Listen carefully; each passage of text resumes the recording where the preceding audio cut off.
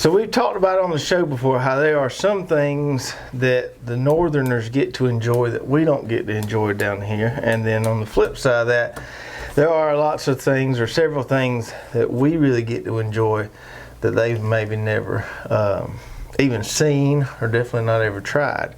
And muscadines are one of those things. You know, this time of August when not a whole lot's going on in the garden, that's when your muscadines come in. And nice little treat there to go out and be able to harvest some of them. Yeah, every little homestead here in the South that's been up there for any number of years has got a muscadine vine around their back lawn or backyard, around the barn, somewhere. You see them all everywhere. It's one of those things, once you get them established, they just keep on the gift of giving. And they have very little, if any, pest problems. Very seldom do you see irrigation on any of them. And you really don't have to do anything. Now, you got to prune them back once a year, and that's in the wintertime, but that's pretty much all you got to do. You got to trellis them, of course. And but once you get that trellis or that arbor set up, just keep on giving. It's a great treat to go out there in the afternoon and pick you off a few of them and get you a good bellyache going. Yeah, they're pretty maintenance free. With mine, I never spray them, I never water them. I do prune them in the wintertime, usually January. After the first of the years when I go in there, you want to wait till all that dies back. And so I'll prune them back and pick them. That's pretty much it. Yeah, in case for y'all out there that don't know, they pretty much come in two different colors. And this is what we call the bronze here, and this is what we call I call it a dark color. I don't know what the proper name for that is. Purple. Yeah. Purple one. These are my favorite. Most people like the purple ones better, but I actually like the bronze ones the best myself. And you got different sizes too, because I got some, they're not ready yet. I got some that are kind of real small, about the size of a marble. You can get some bigger than this. I got some purple ones, they're a little later, that are almost twice the size, real big ones. So you'll see variations in size. I got 4 or 5 different varieties on a 100-foot long vine. You can look at the grapes and tell kind of when one variety ends and another one starts, but I have no idea what they are. They were there. Well, with these muscadines, you got to have a pollinator, so you got to have a male and a female plant. So that's the key to it there. That's the reason some of them look different. If you go back to an old farmstead, you may have one size on one end and a different size on the other end. That's the reason for that, is the male and female plant. Right. You know, there's around 152 different varieties of these. I believe it. That's a lot. Now, we have them growing wild, and there's some pine trees behind my garden there, and I can look in there. Now, they're the smaller ones, but you see them all wild. Oh, yeah. When we was boys rambling in the woods, we was hunting them things down, and yeah, most of them were the purple that I've ever seen, the wild ones. Oh, really? Yeah. I got some bronze wild ones by my house. Yeah, so it's a thing in the South that we just love, and fig trees and muscadine vines. We can't grow table grapes. Now, up north, I guess, I'm assuming, I know out west, you all are capable of growing those nice table grapes. Now, table grapes have a lot thinner. The biggest difference in the grapes, table grapes, and these right here, these have a thick skin on them. You don't want to eat skin on them. Yeah, that's one of the main differences. Right? The flavor is a little bit different. These seem to me to be a little bit sweeter than a table grape. The reason we can't grow table grapes here in the South is a disease called Pierce's disease. People over the years have tried and tried. I even had a neighbor one time that tried to grow them, and I told him we planted them. I said, "You up against the battle right there," because that disease called Pierce disease, if you want to Google that, does not allow us to grow table grapes in our type climate because of the humidity. But we can grow muscadines fine. And muscadines are used down here for a multitude of reasons. Of course, we like to eat them fresh. We can pick them and put them in the refrigerator and let them get cold, as we have here. I like mine cold. Or you can pick them straight off the vine and eat them.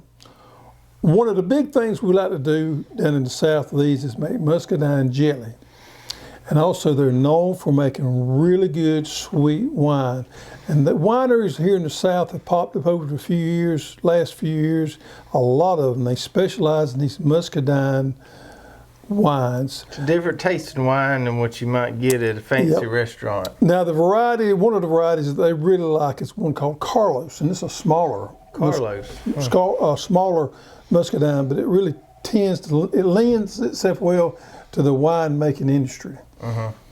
So, I mean, we got those everywhere. We make wine with them. It's just a good thing to have. And what's great about it is they always come in after your garden's over with. Right. Your spring garden, for the most part, you through harvesting your tomatoes, your peppers, and your corn and all that, and then you just take you a week or two break, and you go back out there, and your muscadines is ready. So you got something there to snack and to work on after your garden's over with, and they'll last that long. What, a couple of weeks, you think? I know with all the different varieties I got a kind of a longer window. If you just had one variety, a few 3 weeks. You could stage it so you had different varieties coming in and stretch it over 3 or 4 weeks. Right. That's kind of what I have. Right, they don't all mature at the exact same time. But it's one of those things we're really proud of here in the South. And if you don't have one, you probably need to look into getting you a good muscadine vine started.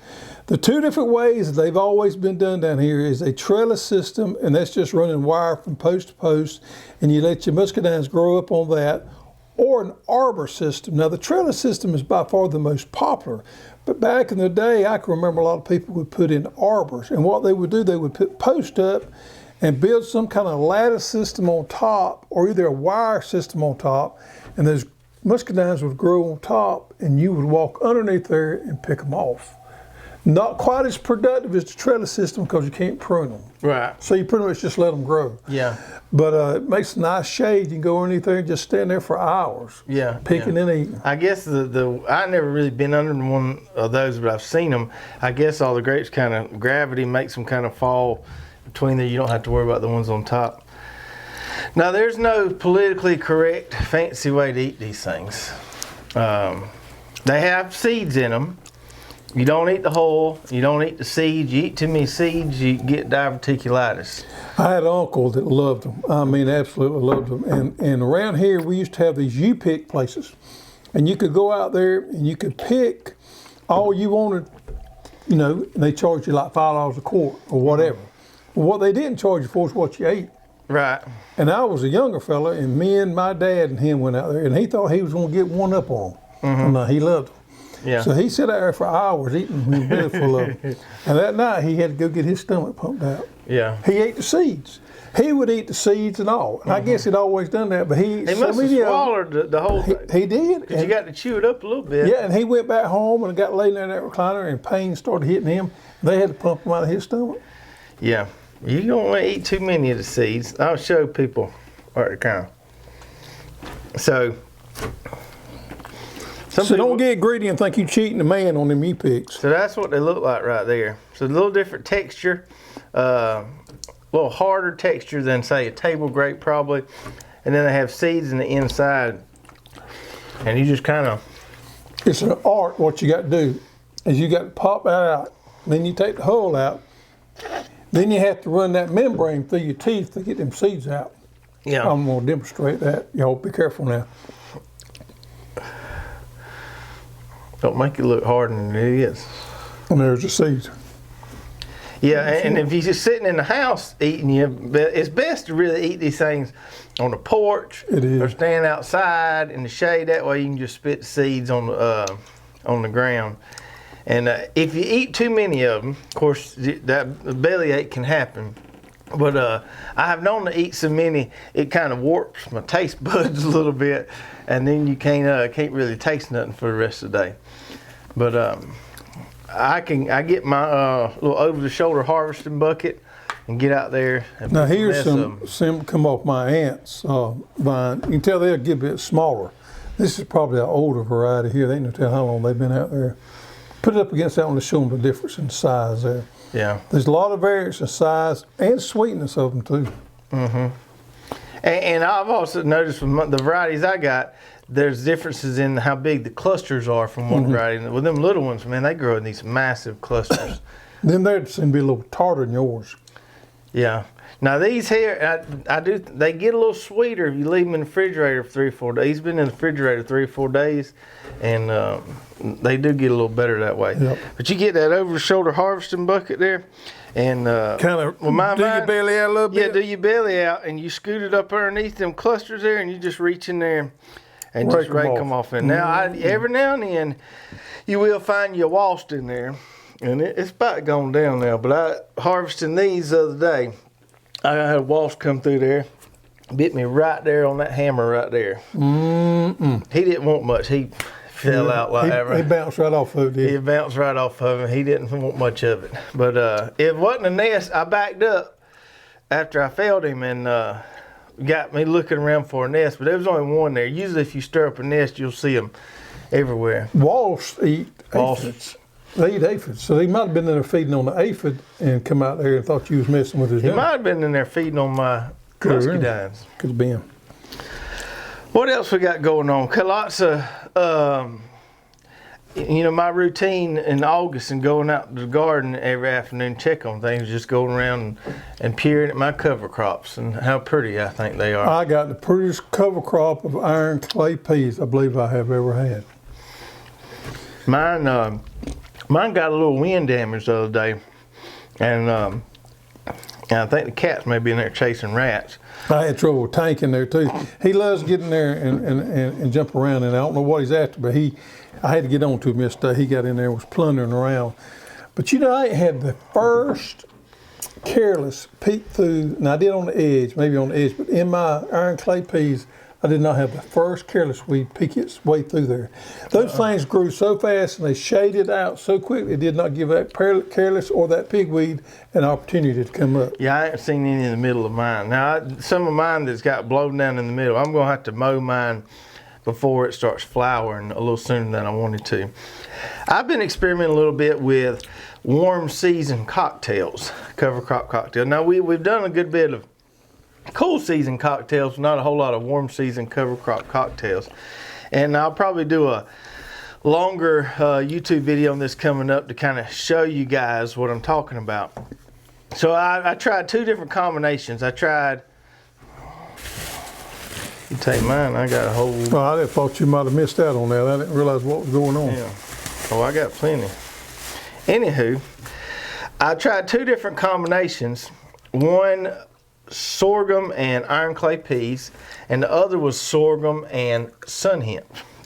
Now, I've always thought of the sun hemp as a pretty fast growing cover crop, but what I learned is not really, I would not recommend mixing the sorghum and the sun hemp. The sorghum grows a lot faster than the sun hemp does.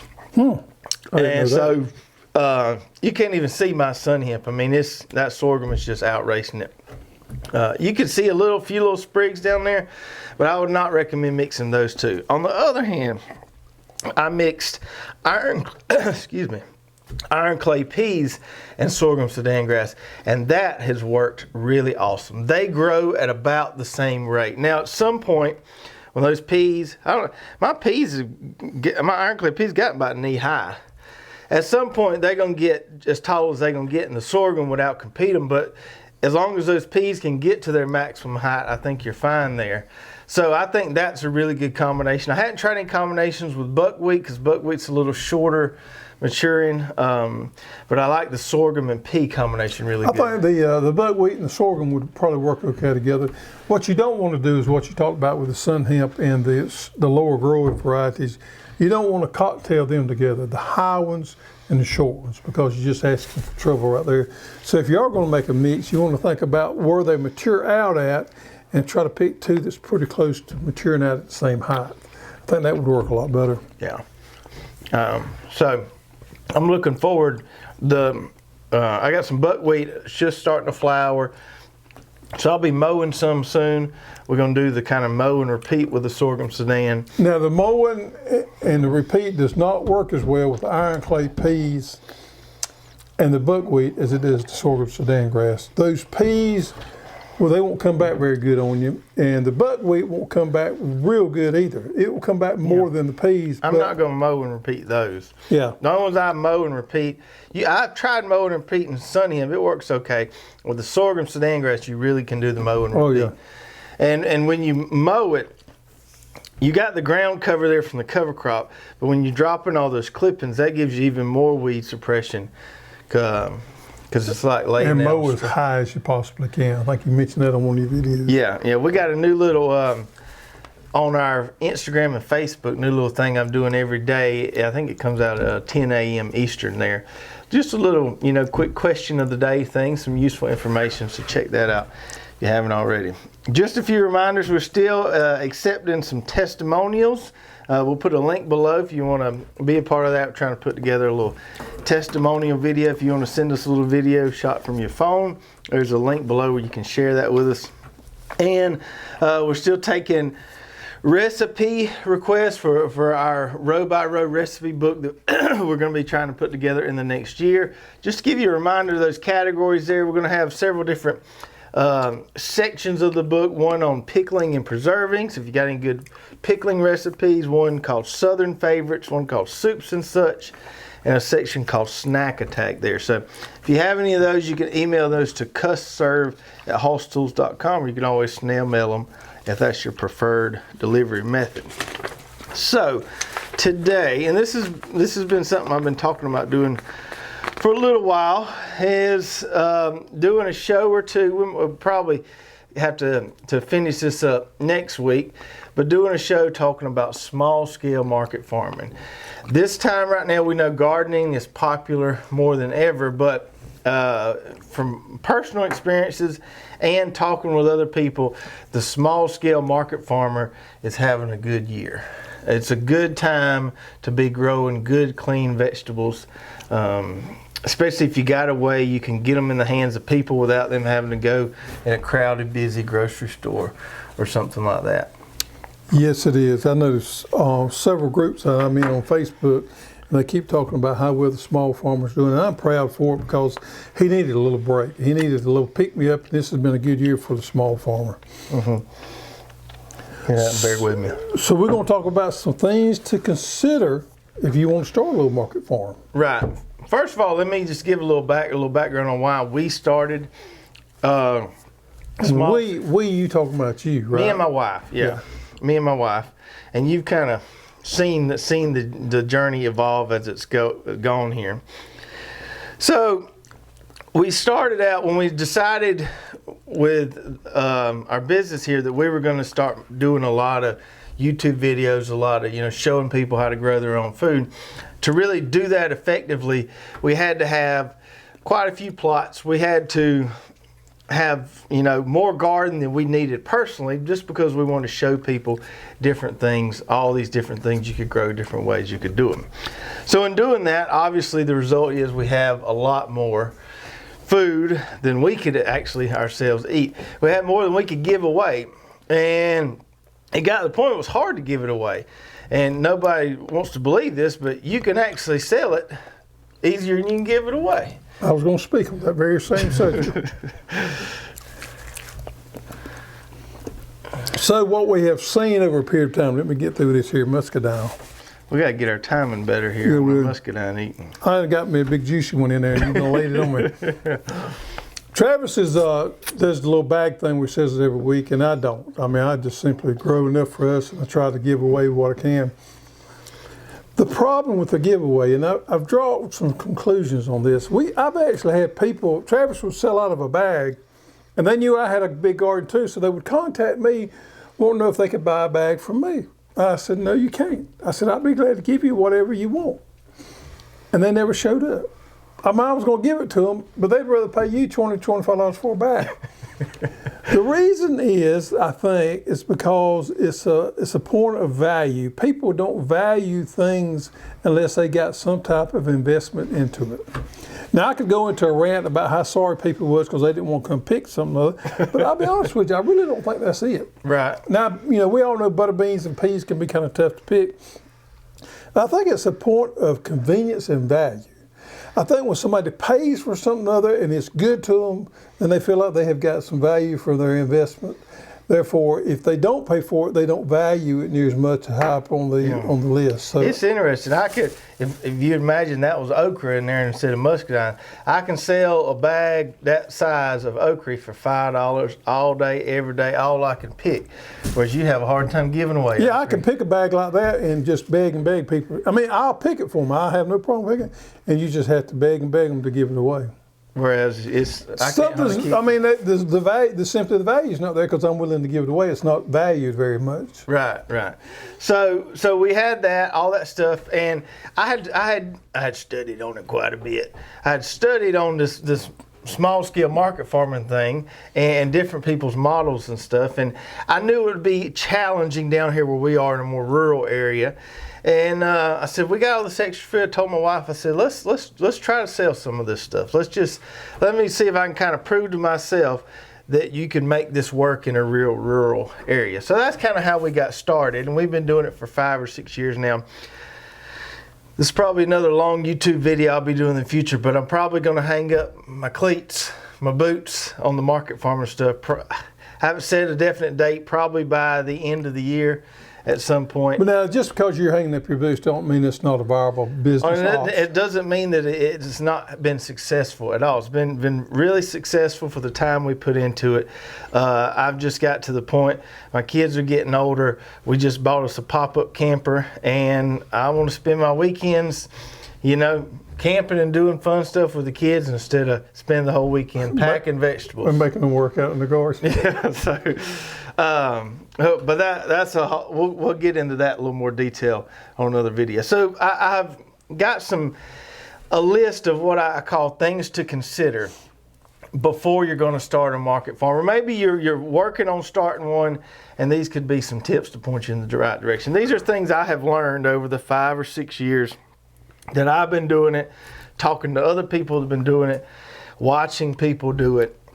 And so let's get into it. I think I got 1, 2, 3, 4, 5, 6, 7. Let's call 8 tips, 8 things to consider we got here. First one, this is a real big one right here. And this is one I see with a lot of youngsters. There's a lot of young upstart market farmers out there that are my age. They really like the idea of being a market farmer. They really like the idea of providing clean food out there, but they've never gardened in their life. And I would say do not try to start a successful, profitable market farming operation if you cannot already grow enough food to feed a family of 4. So you're going to have a tough time. Yeah, and it's a hustle. If you're not willing to hustle for it, don't think it's going to happen on its own. If you're looking at something easy, this is not your easy way out. It's absolutely rewarding because a lot of things out there that you can do that you'll enjoy doing, but you got to hustle at it. You got to put in your hustle. Growing, if you're doing it right, growing it should be the easy part. The toughest part is marketing and selling it. Growing it should be the easy part. And if you're doing this for a living, you got a lot more riding on it than if you're doing it for a hobby.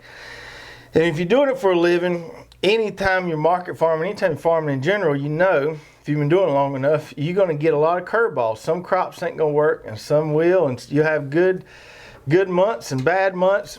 And you need to have some experience under your belt to have that adaptability and to be kind of roll with the punches and switch things up. You can tell, okay, before it actually happens that this crop's probably going to be a failure. Hey, I need to switch gears real quick so I've got produce to sell. And there's going to be situations where you have overabundance of certain things and they're going to go to waste. You can't let that bother you a whole lot. That's part of it.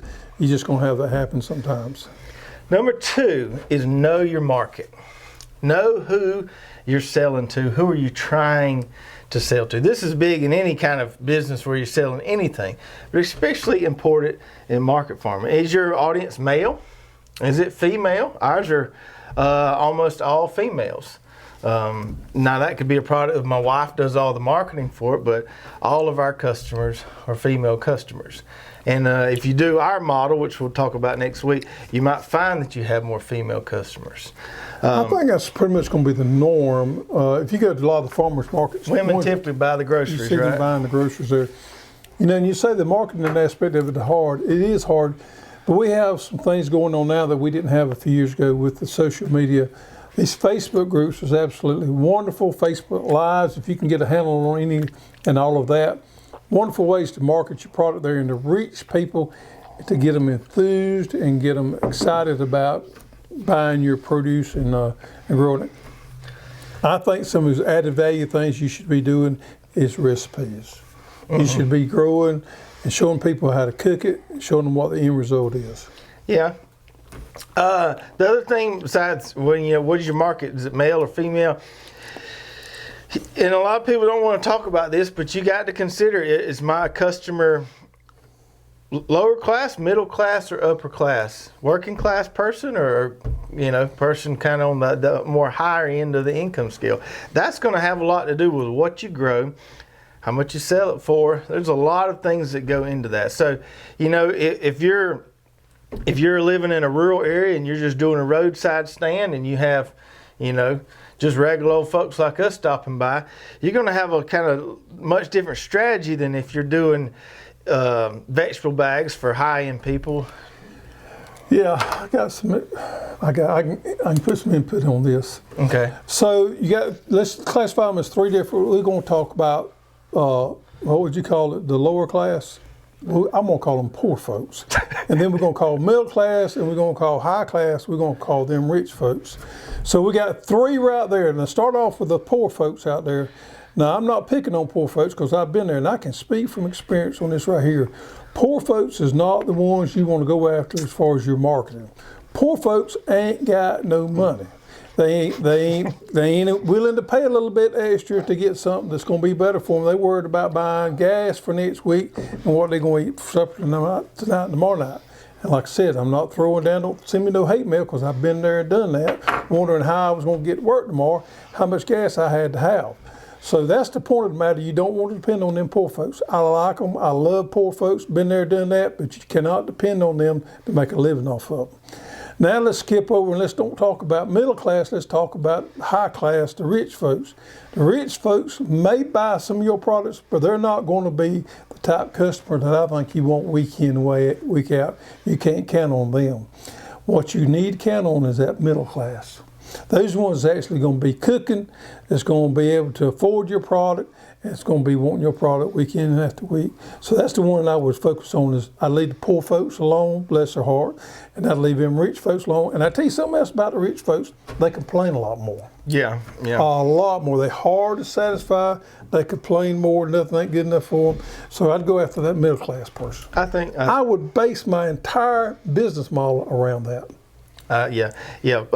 Moms with kids that want to provide good, clean food. That's a great target. Good, reasonable, middle class folks. Yeah.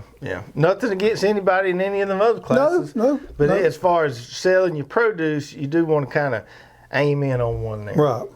The other thing to think out is are you going to sell this retail or mostly wholesale? We do most of ours retail because we're selling to the end consumer. Now, I will suggest, and I may talk about this more in a second, it's not a bad idea to have a little bit of wholesale business on the side to unload your extra stuff on.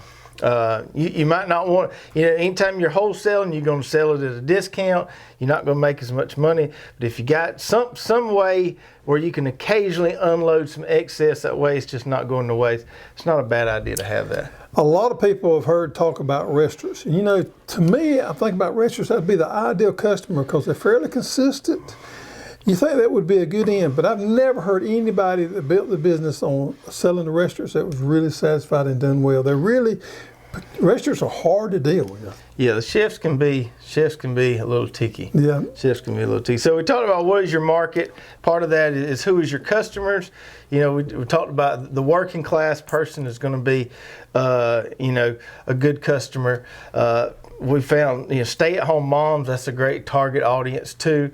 That they're cooking. A lot of times they cook a lot, and they're concerned about the quality of the food that they're cooking. Right.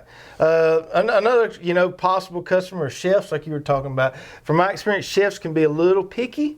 So they want real consistently sized stuff because they want all their dishes to look the same. So you have to give them a little more higher end product than what you can give just a working class person who's cooking supper for their family. Yep. Now, where should you sell this at? It's always the big ticker there. Now, I personally think the CSA model, the community supported agriculture, and we say that, but that's kind of lingers on the line of a subscription. Most of them out there are some type of subscription base. I know yours was not, but a lot of them out there charge so much per week and you get a bag per week and it's pretty much guaranteed over a period of time or whatever you signed up for. Could be 13 weeks, could be as many as 26 weeks. But you signed up for an indefinite period there and then you get a bag for that amount of time. That's a great business model if you can make it work. Yeah, so the CSA, which stands for Community Supported Agriculture, how the origins of that were based around this idea that the community was supporting small farmers, and so people would buy shares at the beginning of the season. Farmers would use that money, that upfront money, to pay for their seeds, pay for their equipment, maybe their labor, and then you would get a delivery, however it was structured, maybe once a month, the bag once a week, and so forth. But it was an upfront payment system. I guess the other model would not be classified as community supported agriculture, but there are some models out there where you charge per week as they get the bag. Right. On a subscription thing. Yeah. Personally, I wouldn't want to get my money up front. No, I've never been a big fan of the true CSA model, because I don't believe you should take people's money up front if you can't guarantee that product on down the line. So we do a weekly bag model, and we take orders by the week. And so people can get one if they want one that week, or they don't have to. There's no commitment from one week to the next. So how do you accept payment? We accept payment through Venmo, PayPal, check, or cash. But almost all, as soon as people comment sold or whatever on our Facebook group, our Facebook page, they'll immediately Venmo or PayPal my wife. Almost all of it is done through, digital. And that's the ideal way to do it, right there, especially in the society. And so we have our money almost 100% of the time. We have our money before we deliver the bag. Well, with this pandemic going on, then you lower that opportunity to pass the virus back and forth. And then when we deliver, we drop it on the porch. A lot of times we don't even contact. Right, so you have no contact. That's the ideal way to do it. We've seen that through this pandemic. We're going with the shift is moving more toward that type of transitions as far as money. I think it's great. Now, the other way to do it, if you're not doing a weekly bag deal, and like I said, I'll talk more about my specific model next week, is doing a farmer's market or a roadside stand. Now, I've never done a farmer's market or roadside stand, and I would say if you're going to do that, you really need to think about what's your number, okay? Because when you're doing something like that, there's going to be a lot of time invested, maybe even some equipment invested to pack all that stuff up, drive it to wherever your market's going to be, and then sit there for 4 or 5 hours, maybe just a Saturday, and then packing up what you don't sell, finding something to do with it, and take it home. There's a lot of time, there's a lot of energy invested in that. So in my opinion, if you're going to do that, you need to have a number in mind that you need to make that's going to justify all of that time and energy. Down here, we don't really have a strong farmer's market in our town. My number was always $1,000. I would have to make $1,000 to justify packing everything up, taking it somewhere, setting it up, breaking it down, and I knew I just couldn't do that here where we live. You need to determine that about your market. Now, some of these bigger towns, and I've been to some of them, they have real strong. In Tallahassee, you could pull it off. Yeah, you have real strong farmers markets, and I'll be honest with you, a lot of people enjoy that, going Saturday and work at that farmers market and enjoy the environment, get to interact with their customers, and the whole process. It's enjoyable. And if you do that, there's nothing wrong with that. If you've got a good, viable, large farmers market in one of these larger towns, I think it's definitely an option. It will not work in a smaller rural setting, period. Yeah, just tough. The other way you could sell, obviously, would be wholesale. We talked about that. You do restaurants. We have sold to some of these country stores / butcher shops. Just want a little bit of produce here and there. That's a good way to unload some extra stuff. So let me talk about value just for a minute. We talked about this earlier in the show. One of the things you want to be careful not to do is to devalue your product. Even though you may have a surplus of something, that doesn't necessarily mean you want to lower the price where you can move more of it, because it doesn't always work that way. And nobody values your product as much as you do. So when you start devaluing your product, you're devaluing all your customers. If you devalue it once, it's devalued forever pretty much. What you need to understand is why your product is superior and why would your customer buy your product. And that's the two questions you need to ask yourself before you ever start. Is why is it superior and why would anybody buy it? Once you answer those questions, you need to understand that that is a high value proposition and that customer needs to understand that, and you need to have a way to relay that message to the customer. Is it grown in a natural environment that didn't have harmful chemicals on it? Maybe. If that's the situation, you need to be able to convey that message to the customer, for that customer can understand that value of that product is a lot more than what he or she can go to the grocery store and buy. And once you can do that on a consistent basis there, you create a system so you can get a premium for your products that you really deserve, because it is different, it is better. Yeah, maybe it tastes better. There could be several reasons why your product is better.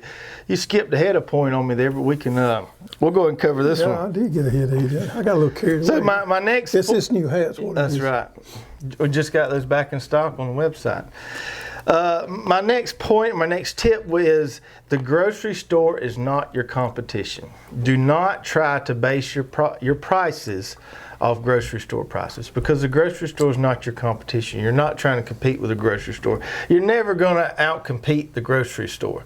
So you want to set your prices based on the time you have in it, the money you need to get out of it for it to be all worth your time, and what people are willing to pay for it. Don't go to the grocery store and look, well, they're charging $3 for a nice big bunch of beets. I can't charge no more than $3 for it. No, can't do that. You can't do that, but if you don't have a compelling reason why yours is better, then you got troubles. So you need to answer that question up front. Why is my beets better than that grocery store? And when you understand that and you can convey that message, then you shouldn't have a problem asking more than what a grocery store. People are willing to pay it. You just got to let that customer understand why he's paying more. And this can be true in a lot of aspects of business, but it's very true in the market farming thing. If you got people that are always trying to beat you down on your prices, you probably don't need to be messing with them in the first place. You're not going to satisfy everybody, and everybody's not going to be your customer.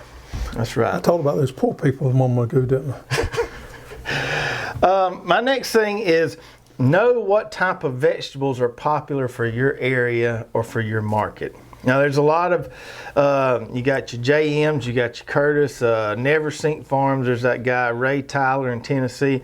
Lots of people who are professional market farmers that do these courses. And I think these courses are very educational for people that want to learn kind of the business side of it.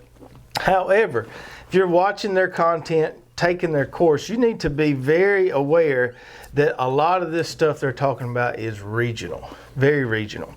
For instance, this greens model that Curtis and JM kind of preach of growing these mixed, these high value greens and stuff, and there's no doubt that they make good money growing these greens, and it doesn't take a lot of space to grow them, and they kill it with them. I can't hardly sell them down here. They're just not a draw for me. People like them, but it's not like if I tell people we got mixed greens in the bags this week, everybody's knocking down my door. Yeah, I'm convinced that's kind of a product, and it would be a good one to work on, but you got to develop a market for that. Yep. So you got to know what people want. Down here in the South, you know, people want staples. They want some taters. They want beans, okra. Woo, yeah. They love that okra down Love there. some okra. You can sell you some fresh okra. Okra, sell some okra, sweet corn. You got to have those staples down here. Whereas, you know, up there where Curtis and them are, you get probably your bag of okra, try to peel it out up there. You go broke. Yeah. So know your market, and we've even seen instances where people will find a niche. I won't give it away because I know he's not aired the video yet, but my buddy Wes over at the Naked Hog, he's starting to do some market farming, and he's found a niche that he's going to try to really focus on, and I think it's a really great idea. I won't give it away because he left a cliffhanger on his last video, but if you can find a really niche market, a particular demographic, to grow foods just for that particular demographic or race or ethnicity, then that's always a good thing. Yeah, I think there's a huge void in some of the ethnic foods out there. If you got a bigger town around you, or just look in your community and see what ethnic groups are out there, and you may want to talk to some of them, some of the restaurants, whatever, and see what foods they have a hard time sourcing. I think there's a huge opportunity with some of the ethnic foods nowadays because our cultural is so diversified. Melting pot. Melting pot. That's right. The next thing you should consider is what can you grow easily and what is going to be tough for you to grow. And in figuring this out, those things that are hard to grow, you got to determine, takes me so much more effort to grow. It's so much more aggravating to grow. Maybe it's just stressful for you to grow. Is the payoff for this particular thing going to be worth it, or should I just cut this out of my lineup? A perfect example of this with me is Brussels sprouts.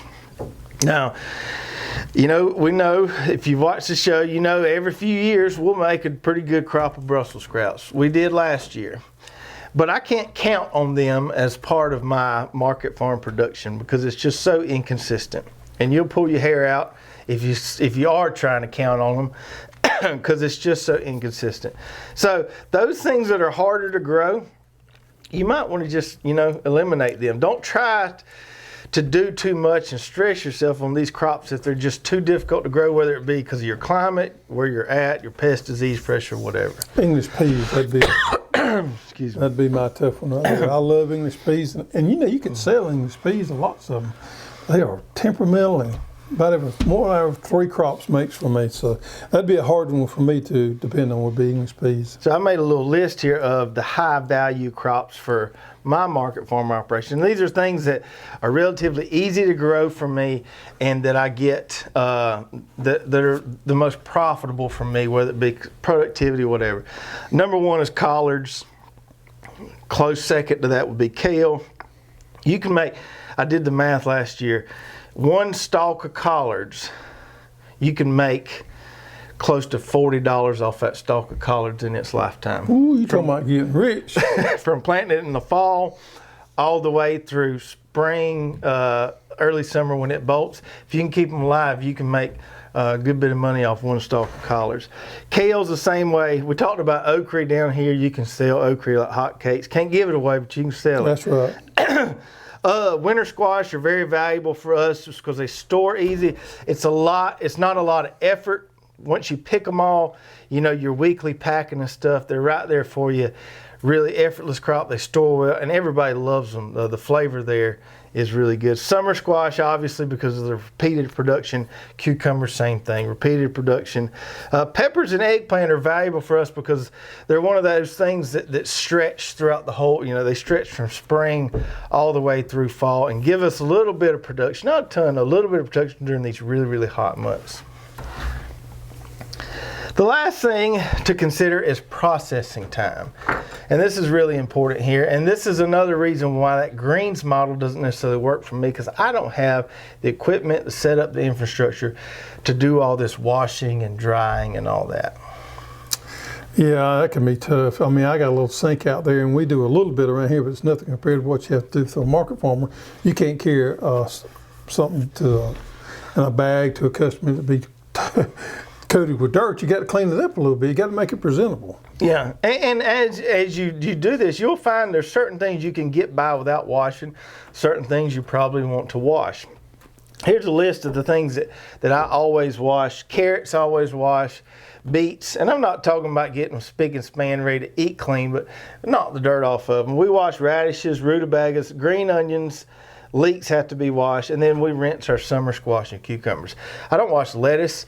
I don't wash mustard, anything like that. Now I'll take my knife and clean up the bottom of it a little bit, but I don't have a good way to dry it. I could wash it, but it's the drying process and keeping it from wilting it is what's tough equipment-wise. So with the market farming model, there's a couple things I want you to really think about here. When you're planning out your market farming operation, plan on being successful. Don't plan on failure, plan on being successful.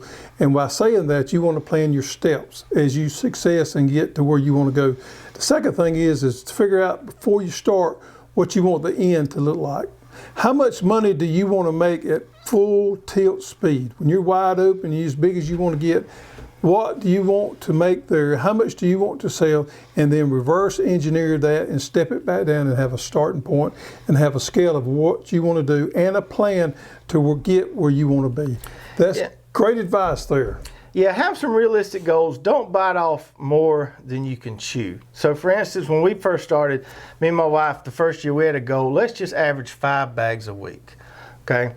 And there was a year or two there where we got to the point where it was getting on up, and sales were great, but it got to where it was like 30 bags a week. And I told her, I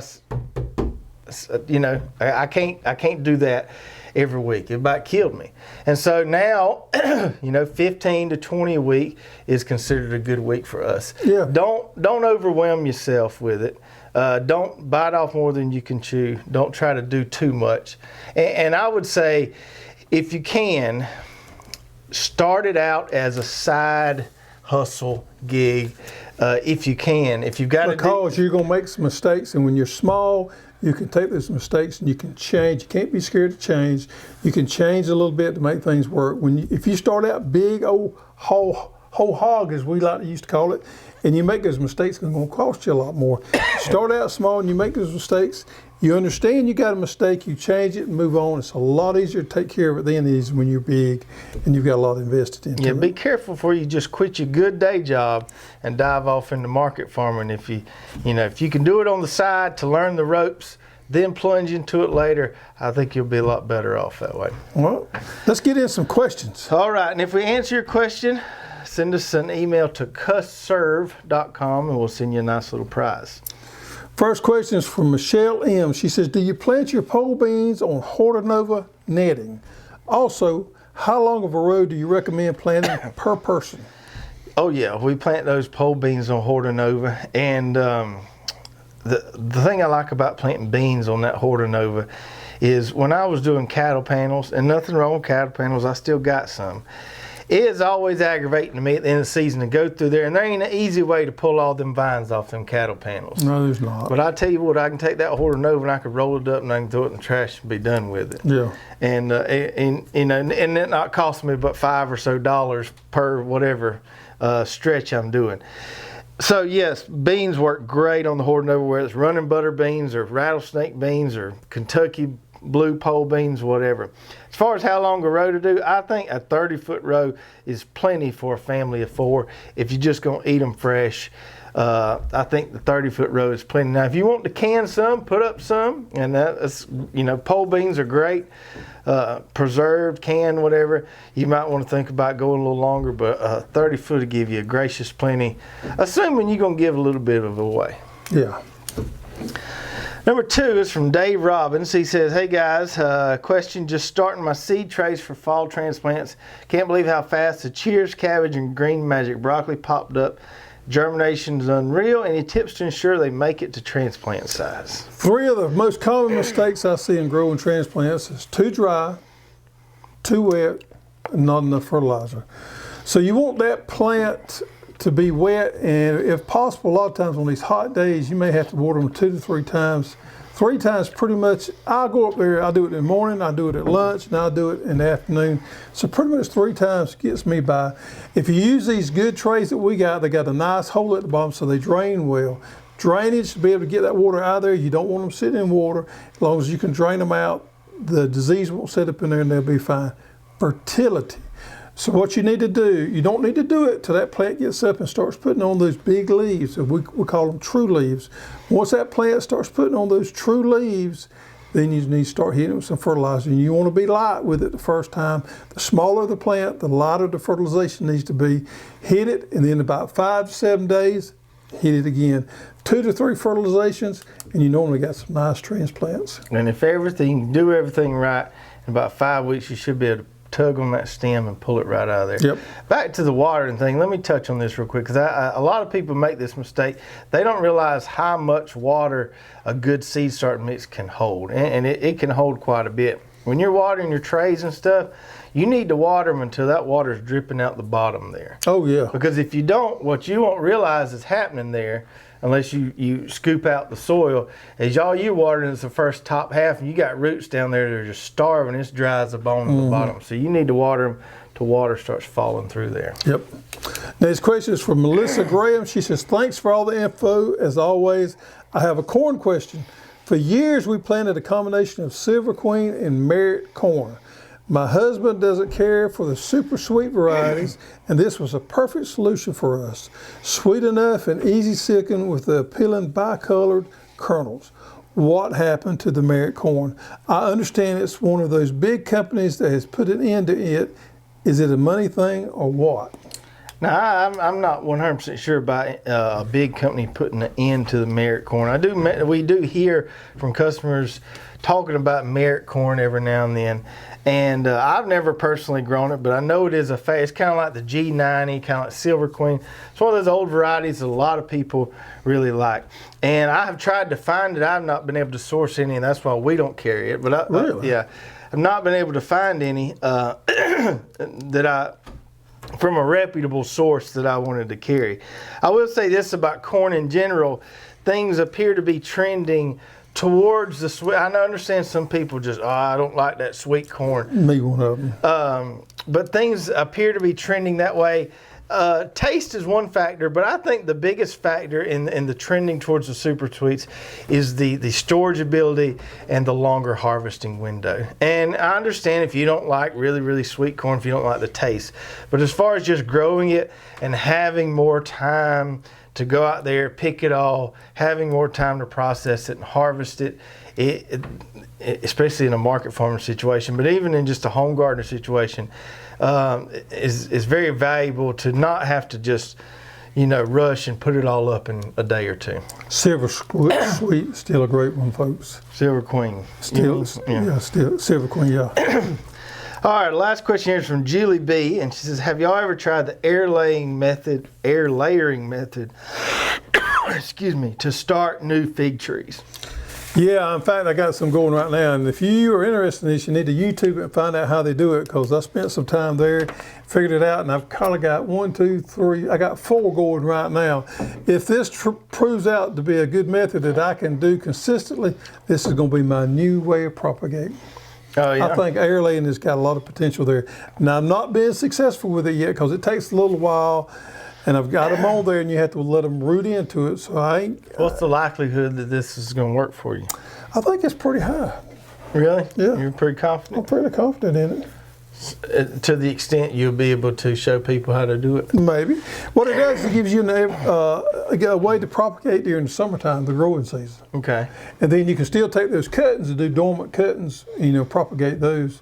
So it gives you the summer air laying and then the wintertime with the cuttings. So what do you do with the ones you start in the summer? You still wait till spring to plant those? You can, because you've got a nice root ball already on them. Okay. You could pot them up, and I think you could probably go ahead and plant them. But ideally, I'd want to put them in a pot and let them root into a pot. Maybe overwinter them. I got you. All right. So if any of y'all out there have any more questions on market farming, our opinions on the whole matter. If any of y'all have any good success stories out there, you're a small scale market farmer yourself, you disagree with something we said or agree with something we said, we'd love to hear your thoughts on the matter in the comments below. So definitely share those with us. We hope everybody enjoyed the video tonight, and if you did, make sure to give us a big thumbs up. Don't forget to hit that subscribe button. If you haven't already, hit that bell button so you get notified every time we come out with a new video. And if you did enjoy tonight's show, check out these other 2 videos right here. I think you'll really enjoy those as well. We'll see you next time. Take care.